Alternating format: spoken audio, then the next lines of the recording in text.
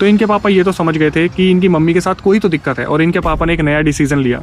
कि ये जो मौलाना है इनके बस में नहीं है, कोई ऐसा तांत्रिक ढूंढना पड़ेगा, कोई ऐसा तांत्रिक जो बहुत सिद्धि प्राप्त हो, या फिर कोई ऐसा तांत्रिक जो इन सब चीज़ों से इन्हें मुक्ति दिला पाए।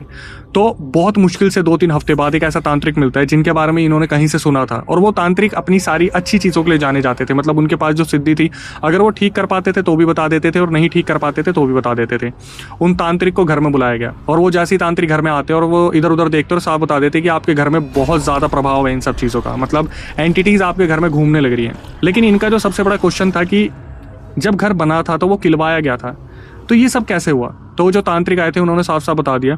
कि आपने घर को किलवाया था, लेकिन किसी ने खुलवा दिया, किसी ने जो कीला हुआ घर था उसे खुलवा दिया। अब ये सब सुनने के बाद ये लोग काफ़ी हैरान हो गए थे। तो तांत्रिक जो आए थे उन्होंने सबसे पहले जो सुलेमान के पापा थे उन्हें बोला कि आप एक काम कीजिए, दारू की एक बोतल लेके आइए, अभी मैं देख लेता हूँ अपनी तरफ से क्या कर सकता हूँ। तो ये दारू की बोतल लेके आते हैं, और जो तांत्रिक थे वो सामने बैठे हुए थे। उन्होंने फिर एक घेरा बनाया और घेरे में सुलेमान की मम्मी को बैठाया,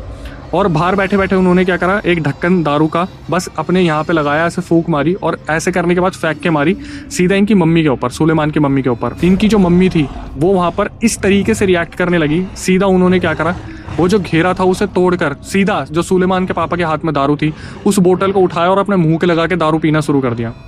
और उसके बाद दारू पीकर वो सीधा घेरे में बैठी और ज़ोर ज़ोर से सांसें लेने लगी और वहाँ पर बेहोश हो गई।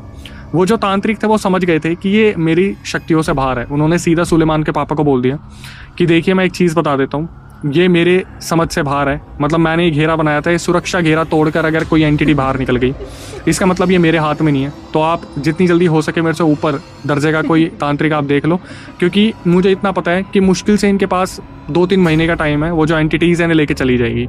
और वो ये बोलकर वहाँ से उठ के निकल गए, उनकी दक्षिणा भी उन्हें दे दी गई थी। अब ये सब होने के बाद जो मामी जी थी उनके ऊपर जो थे कज़न आ गए, और कज़न आके बोलते कि ऐसे ही चलता रहा तो सब खत्म हो जाएगा, हमारे घर में बहुत कुछ हो रहा है, हमारे घर में बहुत कुछ गड़ा हुआ है। और ये बोलने के बाद वहाँ से चले गए। अब घर वाले परेशान, सुलेमान के जो पापा थे वो बहुत ज़्यादा परेशान थे, ये सोच के कि घर में हो क्या रहा है। बहुत ही ज़्यादा मुद्दतों के बाद, बहुत ही ज़्यादा मुश्किलों के बाद एक तांत्रिक मिले जो कि बहुत ज़्यादा प्रसिद्ध थे, और वो इस चीज़ को साक्षात बोलते थे कि मैं सारी चीज़ों को उतार दूंगा, लेकिन मेरी एक फ़ीस है। उन्होंने इनके सामने अपनी फ़ीस रखी कि मैं 20,101 रुपये लूँगा, लेकिन आपके घर में सब कुछ ठीक कर दूंगा। अब जो सुलेमान के पापा थे वो बाइक पे अपने साथ उनको लेके आ रहे थे, और रास्ते में जैसे वो जो तांत्रिक थे उन्होंने आग बंद करी, उनको एकदम से झटका लगा और उन्होंने बोलना शुरू करा कि तुम्हारे घर में 3 जिन हैं और तुम्हारे रिश्तेदारों ने ही छुड़वाए और किसी एक का और हाथ है।